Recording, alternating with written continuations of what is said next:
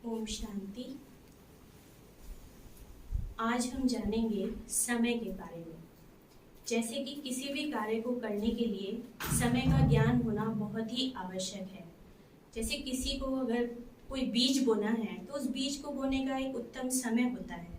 उस समय वो बीज बोया जाए तो उससे बहुत उत्तम फल की प्राप्ति होती है, और बिना सीजन के बीज बोएंगे तो कोई फल की प्राप्ति हमें सही प्रकार से नहीं हो सकेगी। इसी प्रकार से अगर हमें किसी स्थान पर पहुंचना है और उसके लिए ट्रेन से जाना है तो हमें ट्रेन का एक निश्चित समय पता होना चाहिए।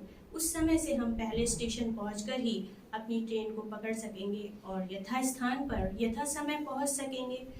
इसी प्रकार से राजयोग की परम आवश्यकता इसी समय पर क्यों है, इसके लिए हमें इस सृष्टि चक्र के, इस समय चक्र के समय का भी सही ज्ञान होना चाहिए। यह सृष्टि चक्र यहाँ पर दिखाया गया है। सृष्टि के अंदर और भी बहुत सारे चक्र हैं प्रकृति के अंदर, जो चक्र हमारे सामने ही शुरू होते हैं और पूरे हो जाते हैं, इसलिए उनके विषय में हमें कोई संदेह नहीं होता। जैसे कि 4 मौसम का एक चक्र एक पूरे वर्ष के अंदर चलता है, 4 पहर एक दिन के अंदर 24 घंटे के अंदर चलते हैं, और हमारी मनुष्यों की भी 4 अवस्थाएं होती हैं, शिशुवस्था, बाल अवस्था, युवावस्था और वृद्धावस्था। किसी भी चक्र की साइकिल की ये विशेषता होती है कि एक तो वो निरंतर चलने वाली प्रक्रिया होती है, दूसरा किसी भी साइकिल का एक निश्चित पीरियड होता है, एक निश्चित अवधि होती है। उस अवधि के बाद तीसरी विशेषता होती है कि वो साइकिल पुनः उसी रीति से पुनरावृत्त होता है, रिपीट होता है। इसी प्रकार से ये सबसे बड़ा चक्र है सृष्टि चक्र, जिसे काल चक्र या समय चक्र भी कहा जाता है। यह भी एक निरंतर चलने वाली प्रक्रिया है। इसके भी 4 भाग हैं। लगभग हर एक चक्र के 4 अवस्थाएं या 4 भाग होते हैं, और यह भी अपने एक निश्चित समय के बाद, अवधि के बाद पुनरावृत्त होता है, रिपीट होता है। इस चक्र के विषय में शिव परमपिता परमात्मा ने जो हमको ज्ञान दिया है वह हम आपके सामने स्पष्ट करेंगे। शिव बाबा ने हमको बताया है कि ये जो स्वास्तिका है ये हमें 4 भागों का, 4 युगों का दर्शन कराते हैं, इसके 4 भाग, और ये जो इसकी 4 रेखाएं हैं ये हमें 4 अवस्थाओं का दर्शन कराती हैं। इसमें जो ये सबसे ऊंची रेखा हम देख रहे हैं ये सतयुग का प्रतीक है। सृष्टि चक्र की शुरुआत हम सतयुग से मानकर चलेंगे, जब इस सृष्टि की सर्वोत्तम अवस्था होती है। आत्माएं और प्रकृति अपनी सतो प्रधान अवस्था में होती हैं। श्री लक्ष्मी और श्री नारायण का सृष्टि पर राज्य होता है, और हर नर नारायण श्री लक्ष्मी नारायण के समान ही पवित्र और देव स्वरूप में होते हैं। यह सृष्टि उस समय 100% पवित्र होने के कारण, सतो प्रधान होने के कारण बहुत ही सुखद होती है। इसे सुखधाम, हेवन, पैराडाइज या स्वर्ग भी कहते हैं। अपनी सतो प्रधान अवस्था में स्वर्णिम युग ये सृष्टि कहलाती है। यह 1250 वर्ष का समय है। इसके पश्चात जैसे कोई भी मकान धीरे धीरे पुराना होता है, कोई भी चीज पुरानी होती है, इसी प्रकार से 1250 वर्ष के बाद ये जो हम रेखा देख रहे हैं नीचे की ओर जा रही है, ये थोड़ा त्रुटि आने का प्रतीक है, और इस पीरियड को यहाँ से हम त्रेता युग कहने लगते हैं। इस सिल्वर एज यहाँ से प्रारंभ हो जाती है। यह भी 1250 वर्ष का ही समय है। सतयुग और त्रेता युग दोनों युगों को मिलाकर स्वर्ग कहा जाता है। स्वर्ग और नरक मुख्य रूप से 2 शब्द कहने में आते हैं। सतयुग स्वर्ग, त्रेता युग सेमी स्वर्ग, द्वापर युग सेमी नरक, और कलयुग को नरक कहेंगे। तो मुख्य रूप से हम कहेंगे स्वर्ग और नरक, रात और दिन का ये खेल है।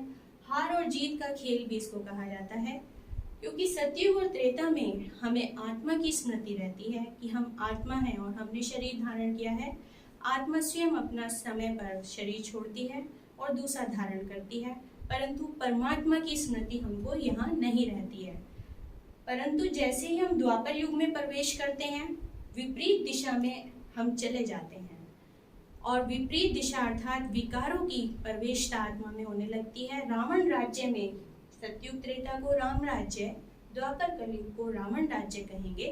रावण राज्य में मनुष्य आत्माएं प्रवेश करती हैं, और यहाँ से आत्माएं पूज्य के स्थान पर पुजारी बनना शुरू कर देती हैं। भक्ति मार्ग प्रारंभ हो जाता है।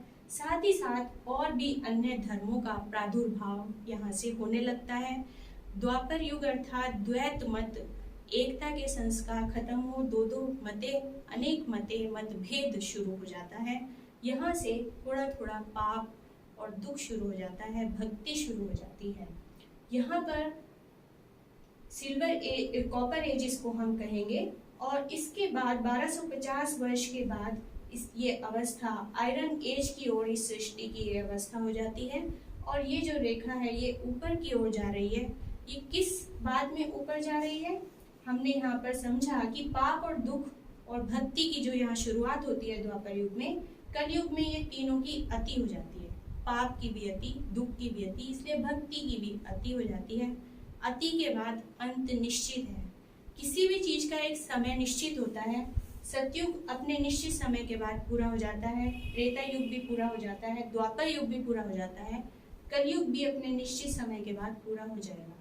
क्योंकि ये एक चक्र है, पुनः इसके बाद इसका रिपीटेशन होगा, इसके बाद फिर पुनः सतयुग आएगा। कलयुग जब पूरा होगा उसके बाद आने वाली जो सृष्टि है वो बिल्कुल इसके विपरीत सतो प्रधान होगी। कलयुग तमो प्रधान, सतयुग सतो प्रधान। कलयुग आयरन एज, सतयुग गोल्डन एज।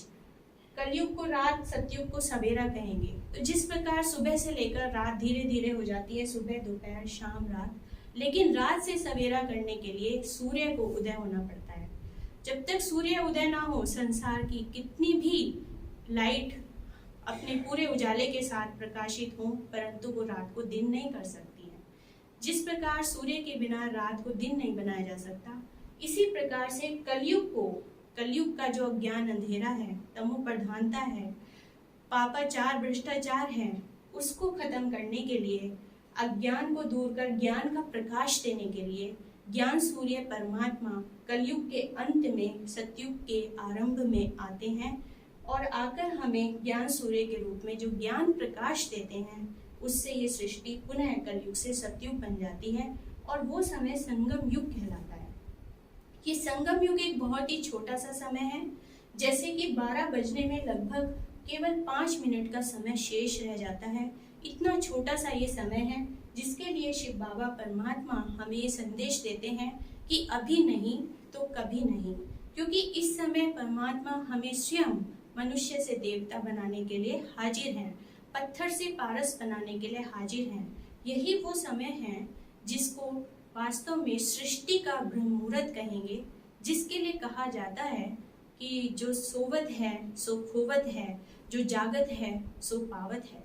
ऐसे समय पर परमात्मा शिव बाबा जब हमको आकर अज्ञान नींद से जगा रहे हैं, तो इस समय जो जाग जाएगा और अपने आप को और अपने पिता शिव बाबा को और इस समय को पहचान लेगा और इसका फायदा उठा लेगा, वही वास्तव में सतयुग में जाने का अधिकारी बनेगा।